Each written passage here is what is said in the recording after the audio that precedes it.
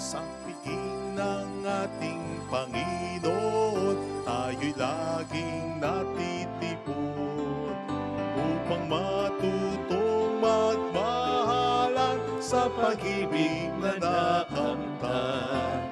Buhay ay inialay niya sa dakilang Diyos Ama upang atin ang makamtan.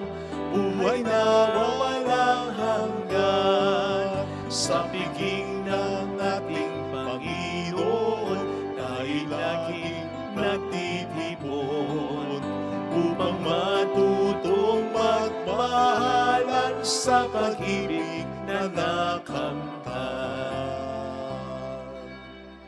Sa ngalan ng Ama at ng Anak ng Espiritu Santo, Amen. sumainyo ang Panginoon. At sumaiyo rin. Upang tayo maging marapat sa misang ito, magsisimula po tayo para sa ating mga kasalanan at pagkukulang.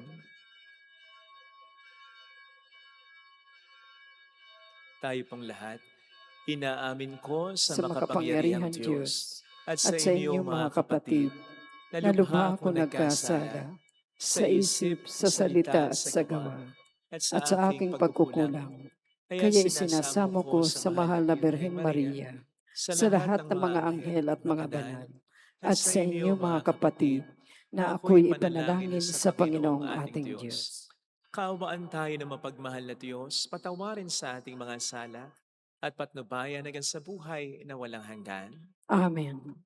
Panginoon, kaawaan mo kami. Panginoon, kaawaan mo kami. Kristo, kaawaan mo kami. Kristo, kaawaan mo kami. Panginoon, kaawaan mo kami. Panginoon, kaawaan mo kami. Yumuko tayo, maaaring ibulong sa Panginoon ang ating intensyon. Pagdasal natin ang mga tumutulong sa ating simbahan, ang mga may sakit, ang mga nag-aalaga sa kanila, ang mga may pinagdaraanan ngayon sa buhay. Manalangin tayo. Ama naming makapangyarihan, lakas ka ng mga walang inaasahan kundi ikaw. Ang pagluhog namin ay iyong pagbigyan sapagkat kami mga tao lamang na pawang mahina kapag iyong iniwanan. Kaya naman kami lagi mong tulungan upang sa pagtupad ng iyong mga kautusan, ikaw ay aming mabigyang kasiyahan sa aming iniisip at ginagawa araw-araw. Sa pamamagitan ni Jesucristo, kasama ng Espiritu Santo, magpa sa walang hanggan. Amen.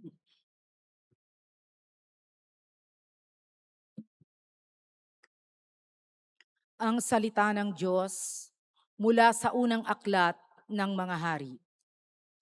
Noong panahong iyon, si Nabat ay may ubasan na nasa tabi ng palasyo ni Akab, hari ng Samaria. Nagustuhan ni Akab ang ubasan, kaya't sinabi niya kay Nabat, "Ibigay mo na sa akin ang iyong ubasan at gagawin kong taniman ng gulay pagkat malapit sa aking palasyo. Papalitan ko ng mas mainam na ubasan o babayaran sa iyo." Ngunit ganito ang naging sagot ni Nabat, "Patawarin ako ng Panginoon, ngunit hindi ko po maibibigay sa inyo ang pamana sa akin ng aking mga ninuno." Umuwi si Akab na malungkot at masama ang loob dahil sa sagot ni Nabat. Nagkulong siya sa kanyang silid, hindi makausap at ayaw kumain. Nilapitan siya ni Reyna Jezebel at tinanong, "Ano ba ang isinasama ng loob mo at di ka makakain?" Sumagot ang hari, "Kinausap ko si Nabat na taga Jezreel at inalok ko siyang papalitan o babayaran ang kanyang ubasan. Ngunit tinanggihan ako at ang sabi, hindi raw niya maaaring ibigay sa akin ang kanyang ubasan." Wika sa kanya ni Jezebel, "Halika na, kumain ka at huwag ka nang malungkot. Iririgalo ko sa iyo ang ubasan ni Nabat." Gumawa ang reyna ng ilang sulat sa ngalan ng hari. Tinataka ng pantatak ng hari at ipinadala sa mga matatanda at namumuno sa lungsod na tinitirhan ni Nabat. Ganito ang sabi niya sa sulat: Ipag-utos ninyo ang isang pangkalahatang pag-aayuno. Patayuin ninyo si Nabat sa harapan ng karamihan. Kumuha kayo ng 2 upahang saksi na maghaharap ng ganitong sumbong laban sa kanya. Tinungayaw niya ang Diyos at ang hari. Pagkatapos, dali ninyo siya sa labas ng lungsod at batuhin hanggang mamatay. Tinupad ng matatanda at ng mga pinuno ng lungsod ang utos ni Jezebel.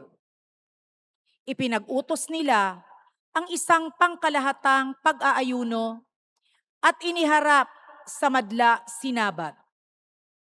Lumabas ang 2 saksi na inupahan at siya'y pinaratangan ng ganito: Tinungayaw ni Nabat ang Diyos at ang hari.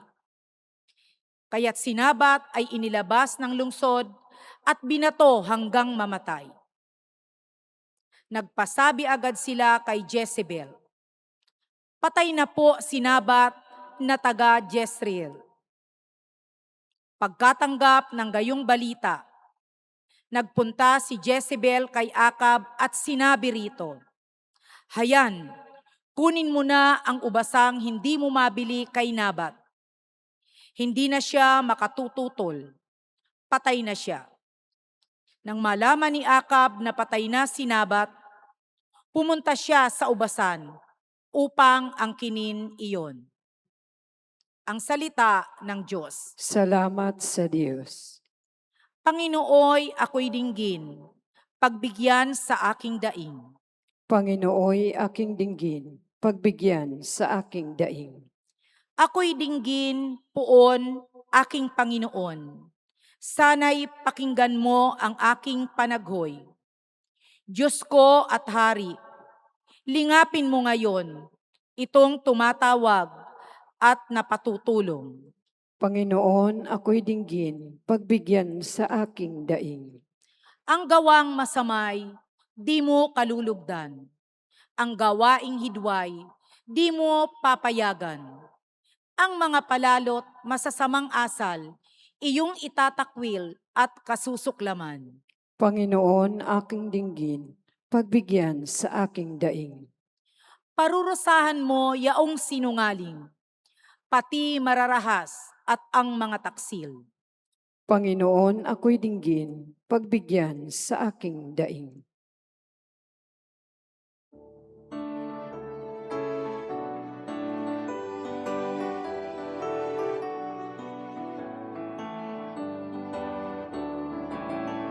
Hallelujah, hallelujah, hallelujah.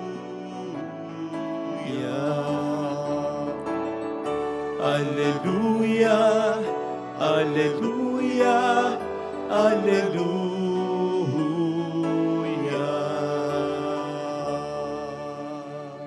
Sumayin niyo ang Panginoon. At sumaiyo rin. Ang mabuting balita po ng Panginoon ayon kay San Mateo. Papuri sa iyo, Panginoon.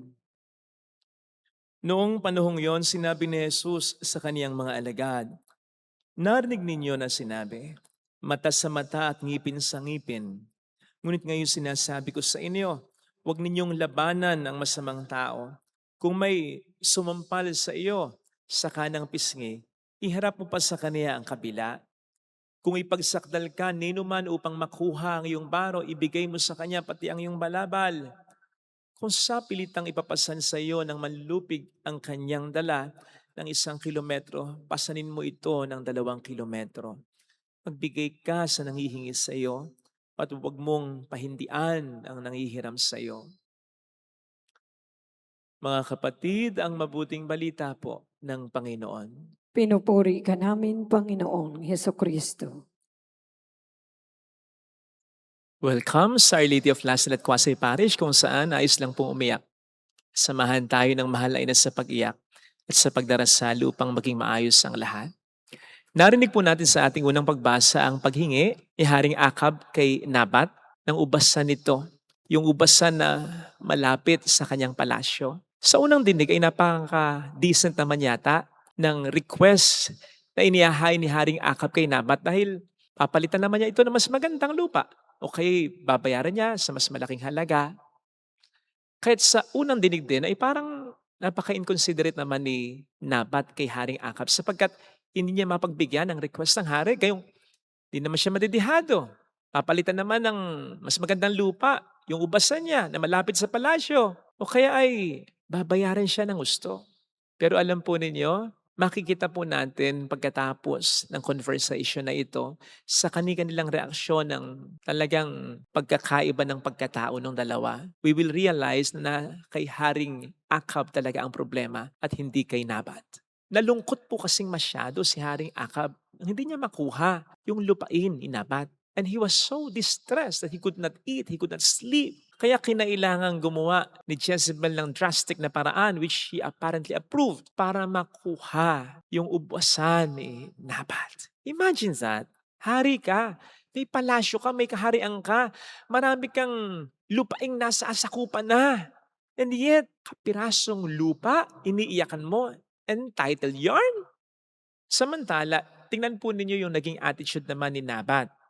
By all indication, wala naman siyang intensyon na i-disappoint yung hari eh. It's just that ayaw lang talaga niyang ibenta yung lupa niya. Isipin po ninyo ha, papaldo siya dito. Bibigyan siya ng mas magandang lupa. O kaya ay papalitan ng kanyang lupa ng pera na malaking halaga sapagkat itong hari ang siyang nangungusap sa kanya. Haring kayang ibigay ang lahat sa kanya. Kaya sa totoo lang financially, aangat siya dito. Pero ayaw niya. Bakit? Dahil kontento siya, masaya siya sa kung ano na ang meron siya. Imagine that King Ahab had much but was not content. Naboth had little but was content. Pinapakita pong maliwanag man na maliwanag sa atin dito ang katotohanan na ang kakontentuhan ng buhay ay wala sa pagkakamal natin ng lahat ng bagay, kundi sa pagiging masaya natin sa kung ano na ang binibigay ng Diyos sa ating mga kamay o sa mas malalim na pagninilay. Sabi nga sa Ingles, contentment has nothing to do with what's in our hands, but what's in our heart. Sapagkat kung nasa puso natin talaga ang Diyos, tulad ni Nabat, lahat ay sapat. Ang Diyos na alam nating nagmamahal sa atin, hindi mapapabaya. Ano pa nga ba ang hahanapin pa? Di ba? Hindi ko po sinasabi na wag na tayong magsikap o maghangad pa na mas umangat sa buhay. No. Ang sinasabi ko po ay maging kontento tayo sa kung ano ang ipinagkakaloob ng Diyos sa atin sa araw-araw. Kaya nga yung panalangin itinuro niya sa atin, di ba? Maliwanag yon. Bigyan mo kami ng aming kakanin sa araw-araw. Yung bang sa kabila ng pag-isikap natin, ito lang yung ibinibigay niya sa atin sa araw, maging makontento tayo. Maging masaya tayo. Sapagkat kung hindi man niya sa atin ibigay pa yung hinihingi natin, ibibigay niya sa takdang panahon. At kung hindi man niya ibigay talaga, may ibibigay siya na mas makatutulong sa atin.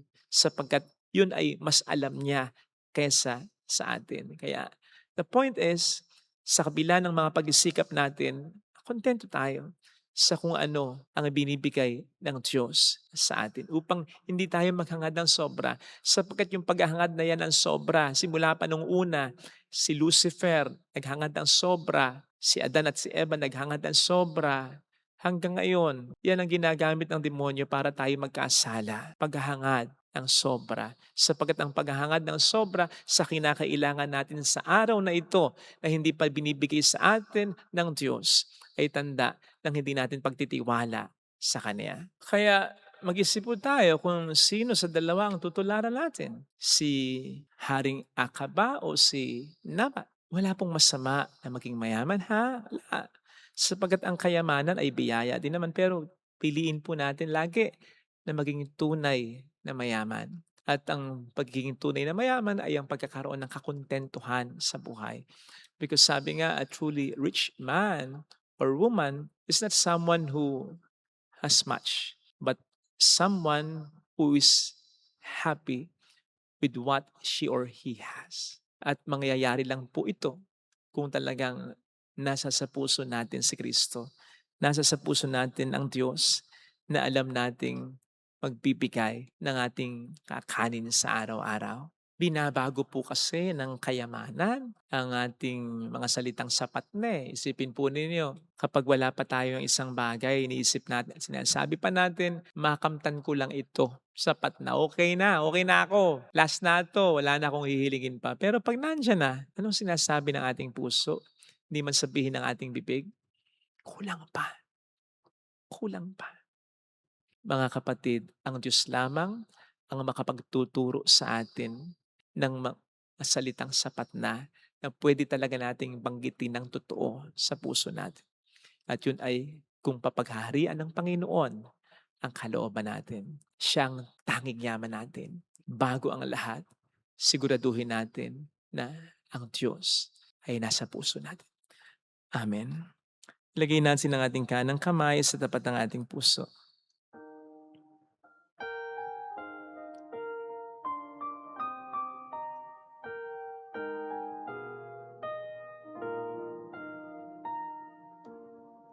Alam kong may magagawa ang Diyos. Alam kong may magagawa ang Diyos. Alam kong may Makapangyarihan siya. ang Diyos. Kung ako'y magtatapat, Kung ako'y magtatapat, sa Kaniya'y maglilingkod. sa Kanya'y maglilingkod. Alam kong may magagawa ang Diyos. Kung may magagawa ang Diyos. Alam kong diringgin ng Diyos ang samo ko, Alam kong sapagkat mahal niya ako. diringgin ng Diyos Anak niya ako. ang samo ko. Tutulungan niya ako. Alam kong diringgin ng Diyos, Alam kong sapagkat siya'y kasama ko. diringgin ng Narinig niya, Diyos nararamdaman niya ang sa katunayan samo ko. ang pangailangan. Kung ako'y magtatapat, Kung ako'y magtatapat, sa Kanya'y maglilingkod. Sa Kanya'y maglilingkod. Alam kong diringgin ng Diyos ang samo ko. Diringgin ng Diyos Pumikit ang tayo. samo ko. Panginoon, tulungan mo ko na ikaw ang maging tanging yaman ko. Na bago ang lahat, ikaw muna.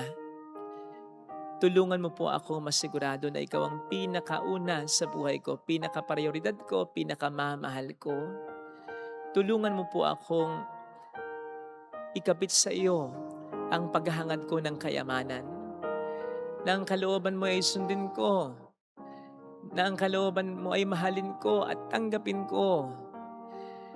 Na ikaw ay mapanaag sa buhay ko.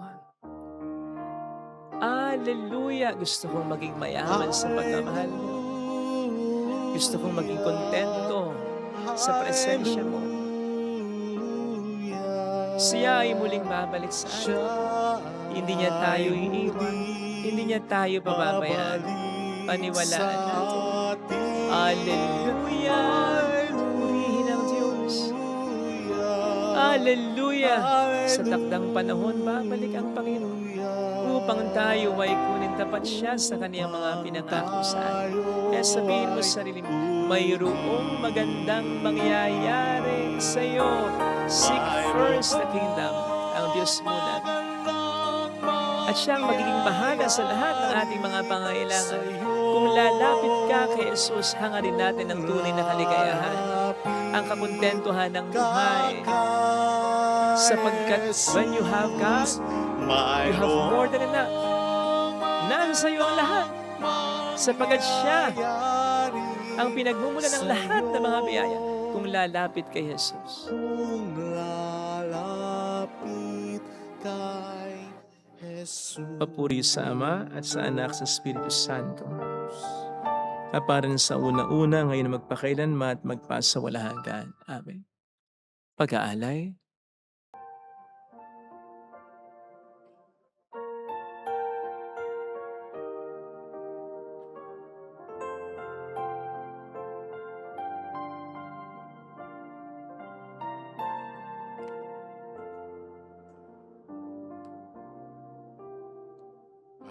Paghahanda ng alay ay narito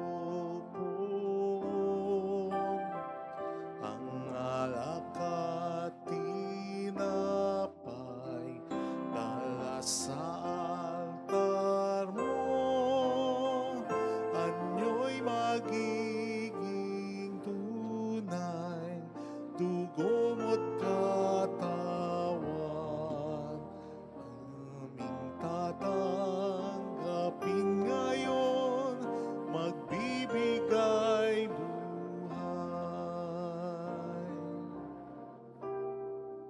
Paghanda ng alay, ngayon ay sisimlan, ang alak at tinapay ay bebendisyonan, anyo'y magiging tunay, dugo mo't katawan,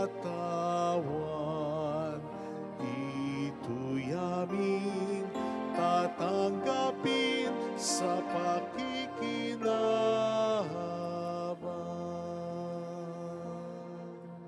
Manalangin tayo, pang ating handog ay maging kalugod-lugod sa Diyos samang makapangyarihan. Tanggapin nawa ng Panginoon itong paghahain sa iyong mga kamay, sa kapurihan niya at karangalan sa ating kapakinabangan at sa buong sambayan niyang banal. Ama naming lumikha, kami ginawa mong may angking katauhan na dapat pakanin at pangalagaan at yung dinudulutan ng banal na pakikinabang. Ipagkaloob mong kami huwag magkulang sa mga inukol mo sa aming kapakanan. Sa pamamagitan ni Jesucristo, kasama ng Espiritu Santo magpa sa walang hanggan. Amen. Sumainyo ang Panginoon. At sumaiyo rin. Itaas sa Diyos ang inyong puso at diwa. Itinaas na namin sa Panginoon. Pasalamatan ng ating Panginoong Diyos. Marapat na siya ay pasalamatan. Ama naming makapangyarihan, tunay ngang marapat na ikaw ay pasalamatan. Ang iyong mga supling na nagtaksil ay nagbabalik ngayon sa iyong pagkiliw, bunga ng malasakit ng anak mong masunurin at ng espiritong bigay upang lahat ay kupkupin. Kaming mga tinubos ng anak mong mahal ay niloob mong magtipon at magkapisan upang magsalo sa masaganang hapag ng buhay. Kaisa ng anak mo at Espiritu Santo, ang iyong sambayan ay nagpupuri sa iyo. Nagkakapisan ngayon ang bumubuo sa katawan ni Kristo. Nagkakatipon ngayon ang pinananahanan ng iyong Espiritu. Kaya kaisa ng mga anghel na nagsisiawit ng papuri sa iyo ng walang humpay sa kalangitan, kami nagbubunyi sa iyong kadakilaan. Santo, Santo, Santo, Panginoong Diyos ng mga hukbo, napupuno ang langit at lupa ng kadakilaan mo. Osana sa kaitaasan. Pinagpala ang naparirito sa ngalan ng Panginoon. Osana sa kaitaasan. Ama naming banal, ikaw ang bukal ng tanang kabanalan. Kaya't sa pamamagitan ng iyong Espiritu, gawin mo pong banal ang mga kaloob na ito upang para sa amin ay maging katawan at dugo ng aming Panginoong Hesukristo. Bago niya pinagtiis ang kusang loob na maging handog, hinawakan niya ang tinapay, pinasalamatan kaniya, pinagati-hati niya iyon, iniabot sa kaniyang mga alagad at sinabi, "Tanggapin ninyong lahat ito at kanin. Ito ang aking katawan na ihahandog para sa inyo."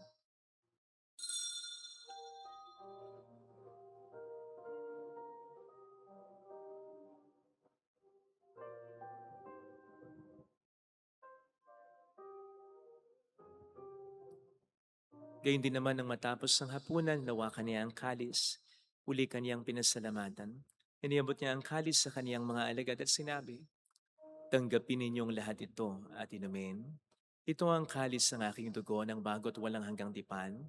Ang aking dugo na ibubuhos para sa inyo at para sa lahat sa ikapagpatawad ng mga kasalanan.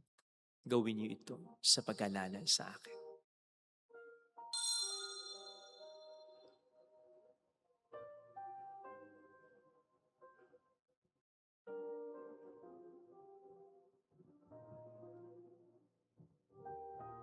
Ang misteryo ng ating pananampalataya. Si Kristo'y namatay, si Kristo'y nabuhay, si Kristo'y babalik sa wakas ng panahon. Ama, ginagawa namin ngayon ang pag-alaala sa pagkamatay at muling pagkabuhay ng iyong anak. Kaya inialay namin sa iyo ang tinapay ng buhay at ang kalis ng kaligtasan. Kami nagpapasalamat dahil kami iyong minarapat na tumayo sa harap mo para maglingkod sa iyo. Sinasamo namin kami na magsasalo sa katawan at dugo ni Kristo ay mabuklod sa pagkakaisa sa pamamagitan ng Espiritu Santo. Ama, lingapin mo ang iyong simbahang laganap sa buong daigdig. Puspusin mo kami sa pag-ibig. Kaisa ni Leon na aming Papa, ni Janice na aming Obispo at ng Tanang Kaparian. Alalahanin mo mga kapatid naming nahimlay nang may pag-asang sila muling mabubuhay, lalo ng aming mga ipagdarasal. Saglit nating ipagdasal ang ating mga kakilalang yumauna. Kaawahan mo sila at patuloyin sa iyong kaliwanagan. Kaawaan mo at paging tapatin kaming lahat na makasalo sa iyong buhay na walang wakas. Kaysa ang mahal na birhen ng Lasal at ang ina ng Diyos, isanuse ang kabiyak ng kanyang puso lahat ng mga banal na namuhay dito sa daigdig ng kalugod-lugod sa iyo.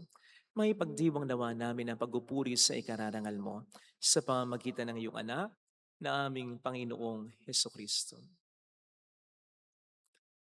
Sa pamagitan ni Kristo, kasama niya at sa Kanya, ang lahat ng parangal papuri ay sa iyo, Diyos amang makapangyarihan, kasama ang Espiritu Santo magpasawalang hanggan.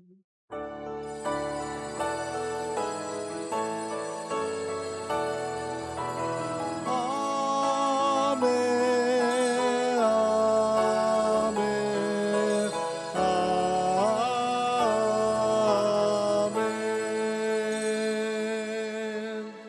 Tumawag tayo sa Ama.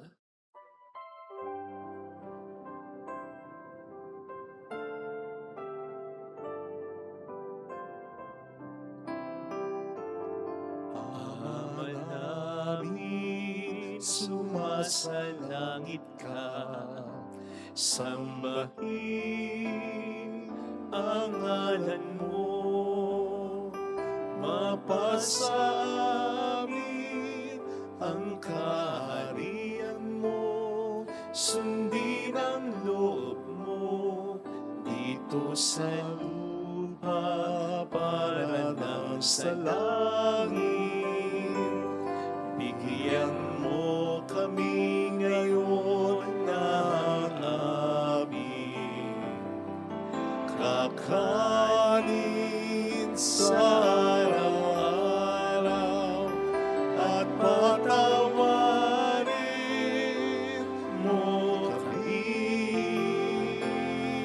sa aming mga sala para ng pagpapatawad namin sa nagkakasala sa amin, at huwag mo kaming ipahintulot sa tukso, at ihadya mo kami sa lahat ng masama. Niling namin kami adya sa lahat ng masama, pagkalooban ng kapayapaan araw-araw, iligtas sa kasalanan samantalang aming pinaghahandaan ang dakilang araw ng pagpapahayag ng tigapagligtas naming si Hesukristo. Sapagkat iyo ang kaharian, ang kapangyarihan at ang kapurihan, magpakailanman. Amen. Panginoong Hesukristo, sinabi po niyo noon, sinasabi niyo rin sa amin ngayon, kapayapaan ang iniiwan ko sa inyo, aking kapayapaan ang ibinibigay ko. Tunghayin mong aming pananampalataya, wag ang aming pagkakasala. Pagkalooban mo kami ng kapayapaan at pagkakaisa ayon sa iyong kalooban, kasama ang Espiritu Santo magpasa walang hanggan. Amen. Ang kapayapaan ng Panginoon ay sumainyo nawang lahat. At sumaiyo rin. Magbigayan tayo ng kapayapaan sa isa't isa. Kapayapaan po. Peace be with you. Peace. Kordero ng Diyos na nag-aalis ng mga kasalanan ng sanlibutan, maawa ka sa amin. Kordero ng Diyos na nag-aalis ng mga kasalanan ng sanlibutan, maawa ka sa amin. Kordero ng Diyos na nag-aalis ng mga kasalanan ng sanlibutan, ipagkaloob mo sa amin ang kapayapaan. Narito sa harap natin ng Panginoon ang ating buhay at kaligtasan. Mapapalad tayong inaanyayahan. Panginoon, hindi ako karapat-dapat na magpatuloy sa iyo, ngunit sa isang salita mo lamang ay gagaling na ako.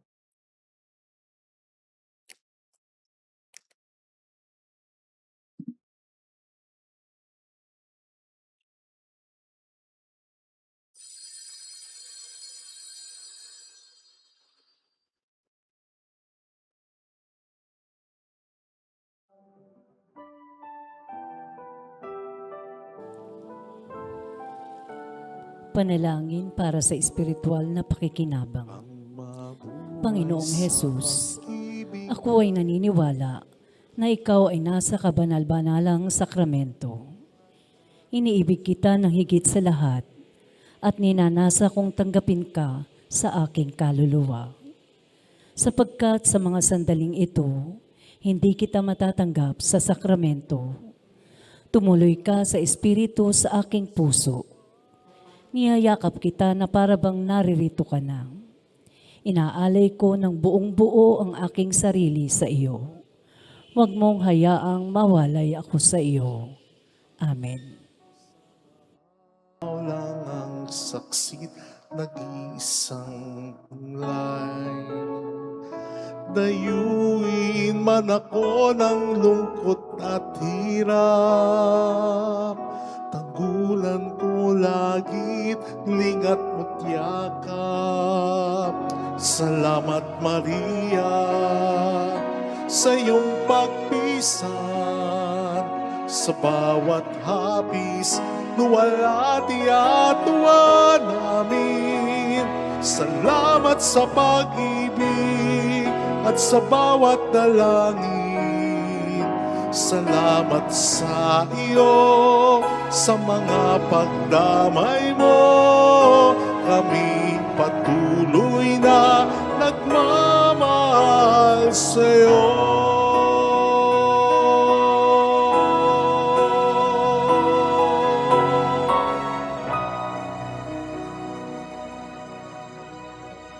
Manalangin tayo. Ama naming mapagmahal, sa pagkasalo namin sa banal na pakikinabang, ang iyong kagandahang loob ay aming hinihiling upang ang pagpaparangal namin sa mahal na Birhen at pagtulad namin sa Kanya ay magpaging dapat na aming paglingkuran ng pagganap sa kaloob mong kaligtasan. Sa pamamagitan ni Jesucristo kasama ng Espiritu Santo magpasa walang hanggan. Amen. Holy God, Holy Mighty One, Holy Immortal One. Have mercy on us, Son of the whole world. Holy God, Holy Mighty One, Holy Immortal One. Have mercy on us, Son of the whole world. Holy God, Holy Mighty One, Holy Immortal One. Have mercy on us, Son of the whole world. Jesus, King of Mercy, We trust in you. alalahanin, Alalahanin o mahal na Birhen ng Lazaret, ina ng pag-asa, ikaw nagpapaalala sa amin magbalik loob sa Ama.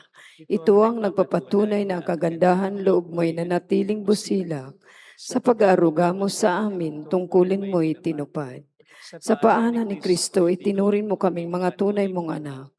Kaya ninais mong ni Isay huwag mapahamak. Maging sa iyong walang tigil na pananalangin pati luhay pumatak. Huwag naman mawala ng saysay ang iyong paghihirap.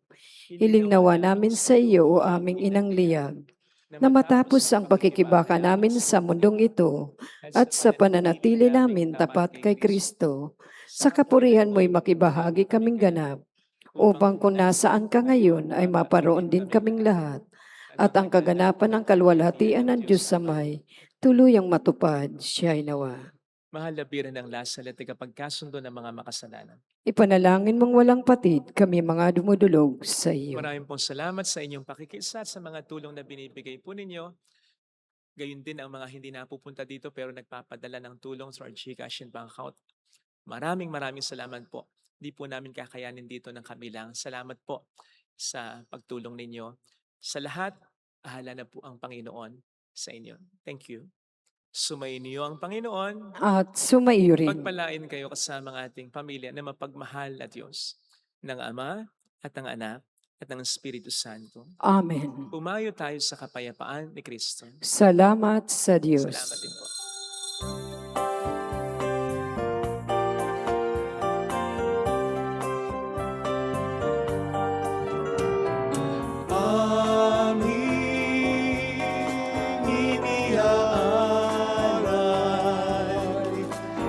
Pag-ibig na walang kapantay. Okay, sarap mabuhay kung may nagmamahal. Pagmamahal na tunay at laging danisay. Ang Birhen po ay walang sintamis, pagsintang sa kalinis, sa iyo hanggang langit. O Birhen, Birheng mahal, sa awit at sa dasal, amin iniaalay ang pag-ibig na walang kapantay.